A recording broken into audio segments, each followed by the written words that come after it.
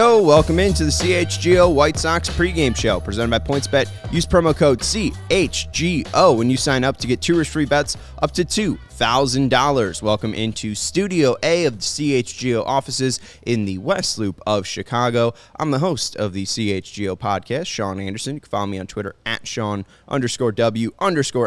Alongside me, as always, is Herb Lawrence. Hello. You can follow him on Twitter at Acknerwall23. He is the CHGO White Sox community leader. Today we're talking about the Chicago White Sox and Texas Rangers, the series finale between these two teams. I guess it's, the series finale, not the season finale, but just the series finale. We win. See, series finale seems so, like in TV, that'd be, that's sad. Yeah, that's the end of it. Mm-hmm. But the season finale in baseball is the end of it. Exactly. I was confused. But this is the series finale, and Herb, it was a fun couple of games, on Friday and Saturday. Friday they won 8-3. It was nice to see Yasmani Grandal healthy and looking good.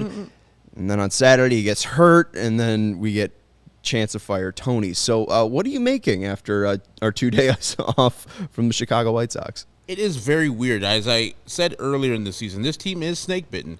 Once we see Yasmani drive the ball, look like himself on Friday as part of that 5 or 6 run rally in the 8th inning, which I didn't see because I went to Detroit real quick to watch the Tigers get smashed by the Blue Jays, KPW's Blue Jays.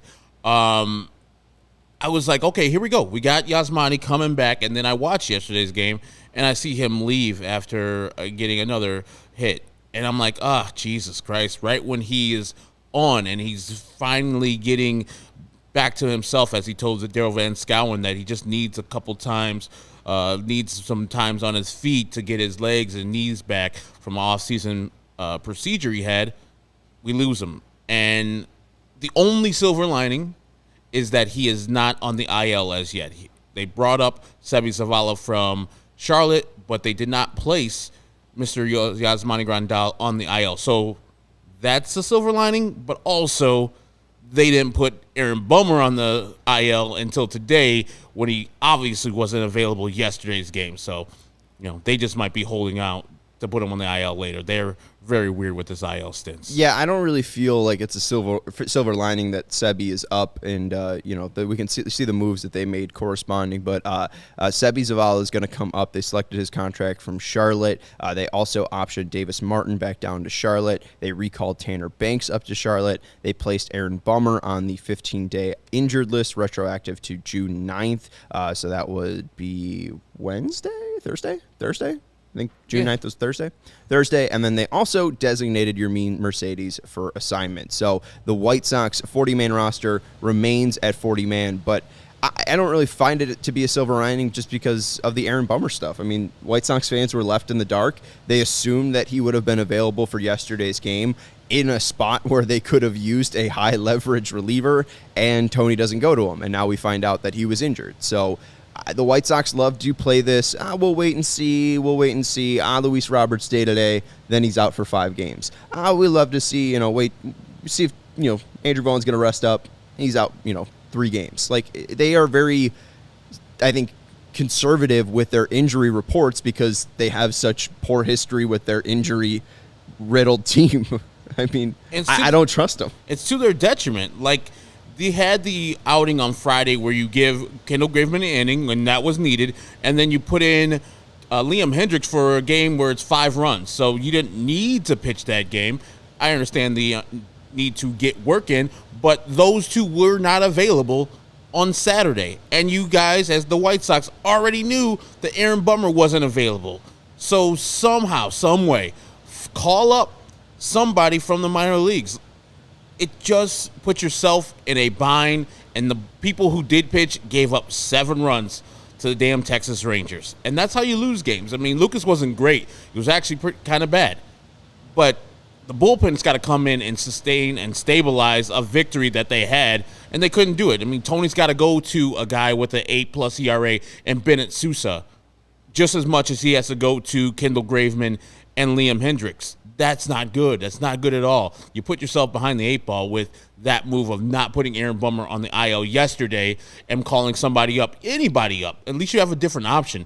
If you just shorten your bullpen in that game and you cost yourself some games. And you couldn't even use Raylo because he pitched the opener on Friday. Which I didn't mind. I was honestly good. fine. I thought that was a good strategy from the White Sox. Funny enough, that's the analytics department, telling Tony what to do, apparently. Tony said that was a suggestion from the analytics department, and then he heeded their advisement. I thought it was so strange that the announcement for days was Davis Martin was going to be the starter, and then hours, like 2 hours before the game, they announced that Reynaldo Lopez is going to be the opener. It just felt very much like, oh, hey, Tony, we saw your huge mistake with the Trey Turner thing. Now we're going to take over a little bit control.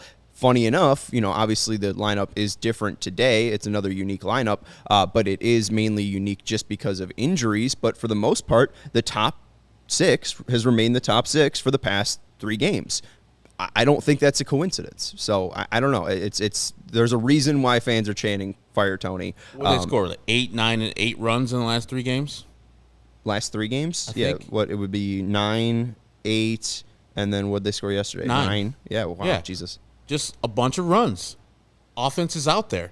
Need defense or the pitching staff and the defense to step up. I know the starters have carried the weight for most of this year, but need to have a complete team. When the offense needs to go, the defense needs to go too. So we're going to have that hand in hand and turn some of these L's to W's. Couple things. Blank name saying Sebi can't catch. Why didn't they bring up Perez, who can actually get a good grade defensively? And Jesus Shutterworth saying the same thing. They should have brought up Perez. I think they're bringing up Sebi just because, again, left-right splits. You look at Sebi's ability to hit left-handers down in Charlotte in 25 games. He's hitting 317, 509, 780, and an OPS of 1289. Carlos Perez versus lefties, 262, 286, 443, 729. And I don't know. I mean, it's not like Sebi got a ringing endorsement from Tony last year. I mean, I remember when he yelled at Sebi, I think, for the intentional walk last year in the dugout. It didn't feel like he got a ton of love. He wasn't the best defensive catcher, and he couldn't hit last year. So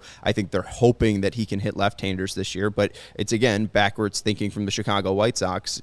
Carlos Perez has been hitting fine overall down in Charlotte, so I think it's worth giving him the shot, especially if he's a better defender, and he's younger. We saw Sebi last year, and he struggled in pretty much every single opportunity outside of the Field of Dreams game, and the one game he hit 3 home runs. Outside of that, he wasn't that great. Yeah, he was replaceable, and that's what he got. I read this as, Yasmani's not hurt as much as we're thinking, so we're just giving him a couple days off.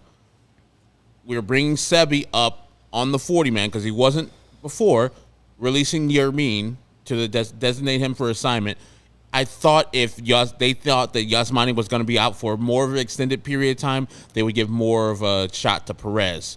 Sebi's a more solid, ready to hit, as you said. Versus lefties, he'll do well with the bat for the most part. Catching's not a prerequisite for the White Sox. Hell, Yasmani Grandal, you can see, catching the ball is not his thing at all times. So all they need from Sebi is to call a decent game, block some of the balls that are hitting the dirt, and then, when he gets the offense going, contribute a little bit. So that's how I'm reading it, as a sane organization would do. Bring up Sebi, do that thing. And Carlos, they would have to do the same thing. They would have to put him on the 40-man also. So bring him up real quick, then send him back down to the minors once you get Yasmani back for either the Detroit series, or I don't know where they're going after Detroit, but it doesn't ring like Yasmani's hurt that much, because these viewers would have been clamoring for Perez over Sebi. Yeah. We've seen Sebi. I'm with everybody that Carlos Perez is a smaller call-up, but again, I think that it just goes to where this organization is as a whole. I mean, the fact that, I think it's based on just truly lefty-right splits, and I think that because he hits lefties better, that's why he gets called up. I think probably the uniqueness, or at least the knowledge of the organization, probably helps Sebi as well, but I think Carlos now gets full opportunity down in AAA. Maybe that's what they're looking for as well. Now he can play as many games as he wants to, and he doesn't have to platoon with Sebi. Maybe it helps him get ABs in AAA. So I'm not sure, but I think that it's honestly probably has to do with the left-right splits. Yermin leaving. Yermin is probably not going to be a White Sox any longer. What's your biggest prevailing memory of Yermin? It was fun while he was on the team. Mine is his 8 for 8 that he started with his career. Like that double he hit in Anaheim to solidify the 8 for 8 was just so amazing because I had watched his career up until then. I mean, not to start his career because he had a bat in 2020, but he was a much-needed offensive / excitement for that 2021 team. Remember, they're mourning the death, it looked like, of Eloy Jimenez because he got hurt in spring training that year and hanging the jersey up with all the signatures in his glove. And out of that ridiculousness, we got Yermin Mercedes. I am part of the Yermin Nation. He was so great in the short period that he did perform for the White Sox. And, of course, the famous 3-0 swing of a home run off of a Tortuga really worth it. I don't know if it derailed his career, but that's where Tony went off, and the fans were like, hey, man, Yermin, he's fine. Why are we going after a guy who's looking for excitement? Now, he was going down in May, and people were starting to figure him out, but that did not help Yermin and his confidence or anything like that. I liked how the team rallied around Yermin and said, hey, keep on doing you. That absolutely hurt his confidence. There's no doubt about it. But also, he just couldn't hit major league fastballs, anything over 92 miles per hour. He absolutely struggled, and that's why I loved your guys' Zoe's suggestion of attention Savannah Bananas. Boy, howdy, do I have a catcher for you. That man would become a hero, a folk legend down in Savannah. Just let him, I don't know what they do down there. I know they have fun, and I think that guy's perfect for whatever they're doing down there. He's got the personality, he's got the energy, he's got the size, he's got the strength. He'd be a ton of fun down there. But yeah, I don't think it's major league baseball player, but he's a lot of fun to watch, and you know, I hope him the best because it does feel like there's something in there to do with baseball. So whether he can go to a league that throws like strictly 88 miles per hour, like that would be great for his career. He would hit like 500 in that league and tank shots nightly. Absolutely. I mean, like that would be if I was the Savannah Bananas, I think the 7th inning stretch would just be all right. Yermin gets 3 balls where he gets to hit as far as he wants while singing the 7th inning stretch. Someone asked, it was Steven in the chat. He asked what happened with Nick Schufo. Schufo in 17 games down in AAA is hitting .585, so he is just bad. 585 average or OPS. Sorry. I was like 585. Man, Schufo is doing work. Yeah, no, I mean that'd be Yermin numbers. That'd be early Yermin numbers. 585. That was his batting average. All right, let's go to the starting lineups for the White Sox and the Rangers. Leading off for your Chicago White Sox is going to be A.J. Pollock playing left field. Batting second, it's going to be Andrew Vaughn doing the designated hitting. Batting third, it's going to be Luis Robert playing center field. Batting fourth, it's going to be Jose Abreu playing first base. Batting fifth, Jake Berger playing third base. Batting sixth, Adam Engel playing right field. Batting seventh, Leury Garcia playing second base. Batting eighth, Reese McGuire doing the catching. And batting ninth, Danny Mendick doing the shortstop duties. And he's the second leadoff hitter in effect. Yeah, and I'm loving what I'm seeing from Danny Mendick. I don't like him batting that low in the lineup. I'd like to see more of him. But every time I think, Jake can't continue hitting, Jake Berger can't continue doing what he's doing out there with the bat, man just keeps on doing it. He's got a awesome major league bat, and he's barreling up in the 93 percentile of major leaguers right now. He's just doing much better than I guarantee than all the White Sox people thought in the organization. He has to find a spot in this White Sox lineup when Tim Anderson comes back. I don't know if you try him at second. Vinny has said that they do not want to try him at second. We see some of the errors that he has at third. Just imagine if he ratcheted up to second base, and with the lack of speed that he has, or lack of range, he has a decent speed. I don't know if I necessarily want to see that there, but it can't hurt. I mean, those guys at second, they're good at defense, but they're suck at offense. I would much rather see Jake Berger at second base than ever see Josh Harrison play second base. I understand your point, but my worry is he's really only viable for a year because you'd have to extremely shift him. I don't think that he does have that burst. I don't think he has that athleticism to play second base. The thing about Leury and Josh Harrison is, we don't think of them as fast players, but they just get up quickly. They get up to their top speed quick. I don't think Jake does that particularly well enough to play second base. And the thing too is, the shift's going to be gone next year. So what? He gets to play second base for a season if they aggressively shift him. This is the season we need for him to play it. Yeah, I understand. And and his bat has been absolutely valuable. He's going to lead the White Sox in home runs this year, it looks like, or at least he's on the pace. Yeah, he's got 8 this year. I don't think anyone else is above 5. I think Abreu is at 4. I could be wrong on that. But it's difficult because he doesn't have a position. And also it's difficult because another guy who should probably be on the IL right now, in Yoan Moncada, is not. And he's still on this team, and right now he's not in the lineup today. But it is just concerning. And those are your home run leaders. Jake Burger, 8 home runs. Jose Abreu has 7. Luis Robert has 6. Vaughn has 6, and TA has 5. And many, in less plate appearances for Jake Burger, as he went down to the minor leagues, AAA, when we thought it was more Gavin Sheets should have been sent down, and they kept him up there for handedness, as you famously said in your rant you had the other day. That went viral, Sean. That was all you. It went viral. No, it was all you. Come on. No, the first 40 seconds was all you. Yeah, but you punctuated it, and it was a perfect out. I don't know who did that, Steven or you or Casey. Steven was he was off that day. But I mean, the sending the tape out there. I was like, it was like the punctuation. Boom. That was great. But yes, Jake needs to be in this lineup. Let's see. He's hitting .854. Oh, my God. He's just crushing the ball as an OPS guy. I don't know if you put him at DH when Tim comes back. Andrew or Vaughn. Second. Why would he? Oh, yeah, I forgot. Aloy's coming back in left field. Fuck. See? But these are kind of good problems, but I want him in the lineup. Find a way. If it's over Yoan Moncada, I don't necessarily like that full-time, but 50-50, I'm fine with it. At this point, I mean, Jake Burger deserves it. At this point, Yoan Moncada's not hitting. And, hey, I know it's frustrating, but maybe he needs to work himself back into the lineup. Maybe he needs to play second base to be like, hey, your spot's not guaranteed because we're trying to win, and you are truly detrimental to this team at this point. It's difficult to see, and I just don't think they're not helping him. Steven's asking, why not put Moncada on the IL and bring up Sanchez?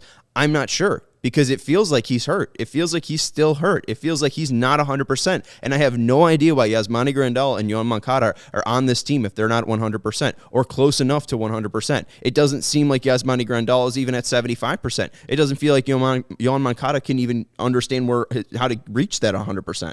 I think even if he was fully healthy, he's not understanding how to put it fully together. Therefore, he's not 100%. I mean, this is just... I don't know if you watched yesterday's game. It reminded me of 2018, I believe it was, where Yoan Moncada took so many 2-strike pitches, and they're right down the middle. Yesterday, he gets a 3-1 fastball, and he misses it. And then he looks at a fastball right across the plate. I'm like, you can't do that. It's 2 strikes. What are we doing?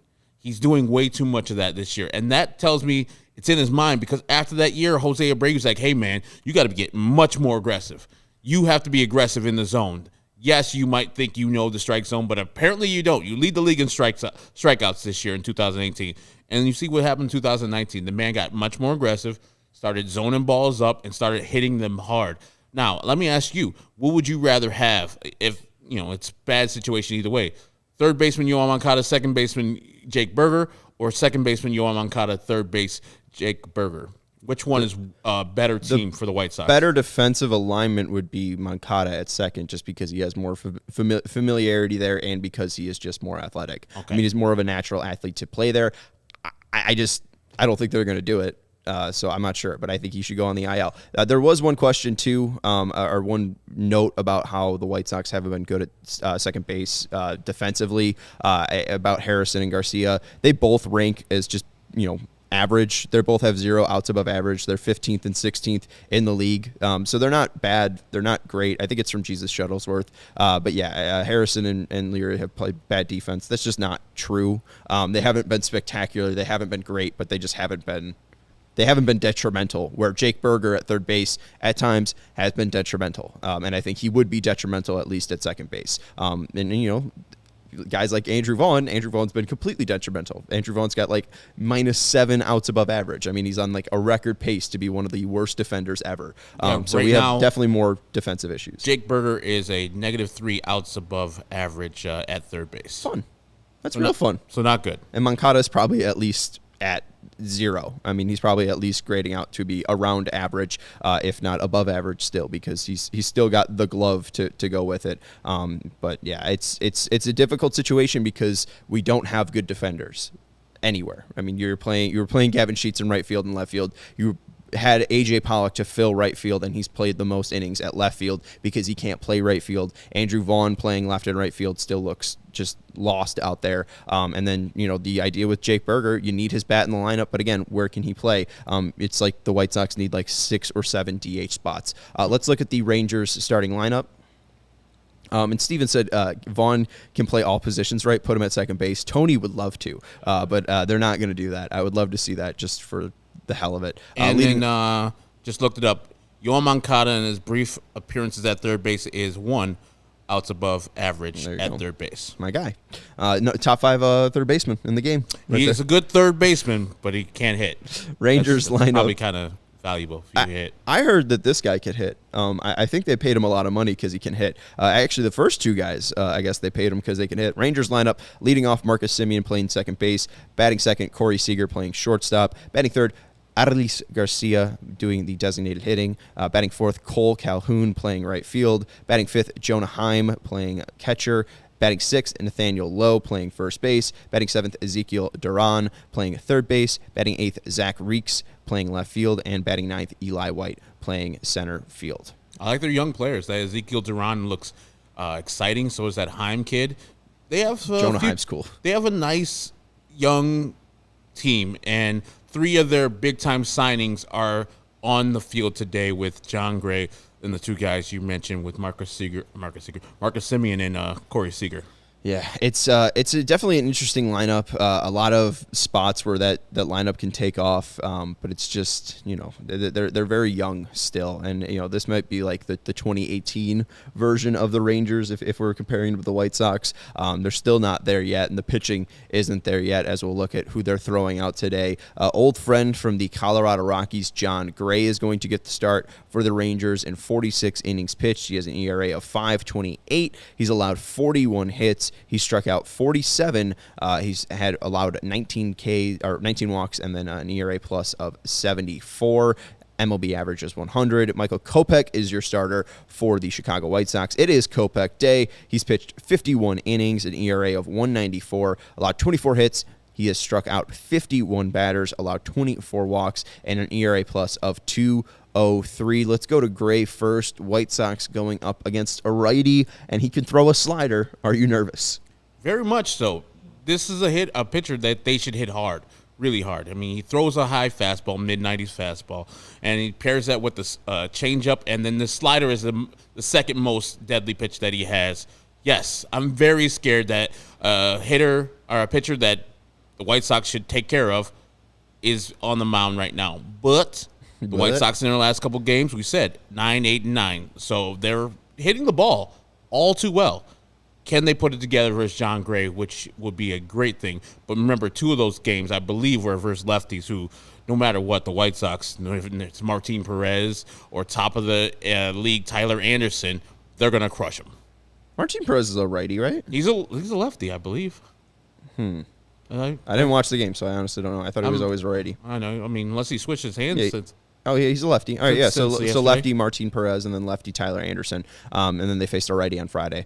So, yeah, I mean, I'm not – I want to say I'm not too concerned. I am concerned just because, again, he's got a fast fastball, and that slider, at least he can locate it low and away, and that's been the White Sox biggest issue. However, if he leads them over the plate, I mean, that's going to be the White Sox biggest hope. And I do think that the lineup consistency, at least at the top, is going to help this team. Jake Burger has been producing, and Jake Burger, kind of like Andrew Vaughn, it's been late in the games. Like maybe the first at-bat doesn't really work out for him, but it really feels like he's able to make adjustments. And once he sees a couple of these pitches, and sees it a couple times from these, he sees the repertoire a bit unfold, he really does adjust well. So I think that Gray is at least the guy that the White Sox should be able to take care of because he's not that good at locating. And that's the thing that really kills the White Sox is if you're a right-hander who can locate. That's what Brady Singer did so well against the White Sox.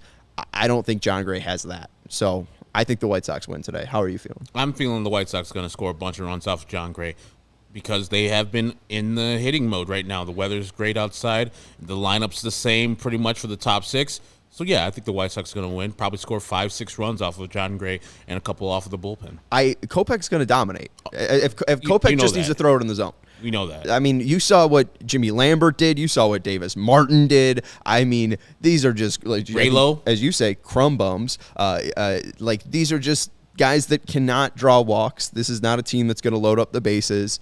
This should be Kopech Day. He struck out 10 over 5 innings in his first start against the Rangers last year. He should dominate this team with his fastball alone. I know White Sox fans have been talking about possibly him throwing a no-hitter in his career. I don't think that will happen today. Nope. But I do just want to throw it out there that it will happen against a team like this. So it could happen today. It won't happen today because they won't allow him, as people have been said. Tony won't let him go 7. Kopech needs to go at least 7. But that, if and he that avoids might be, that, and that might be because of him, using his economy of pitches a little bit better, like that we've wished for Dylan Cease to do.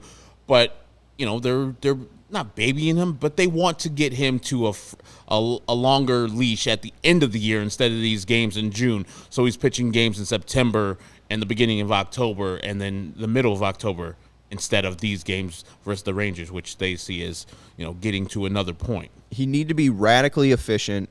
He's never gone over 100 pitches this year. The most he's thrown is 98 in his last start. I agree that he probably won't go 7 innings or that 8 innings, but if he's really efficient, if he can avoid those 20-pitch innings, you never know, man. Imagine. You never know. I'm just going to give you a scenario just because we brought it up. He's got 85 pitches going into the 9th inning. Oh, yeah, he's going. You think you're gonna rock let him and roll. go? Yeah, absolutely. Okay. Absolutely. 85 going into the 9th, that's How about no 95? problem. That's where it would get issued. I think that they would still throw him. I think the 100 is the century mark. So the 100 is the mark. Like he has a no-hitter, a perfect game going into the 9th inning with 95 pitches. If he finishes the 8th inning with 102 pitches, I think they pull him. Okay. Even with a perfect game. So 95 is. I don't know. No, even with a perfect game, they might not do it. But it's just too. You said he's going to throw it. You said he's going to do it. Let's argue before it happens. When they take his ass out with 95 pitches after the 8th inning, fire Tony.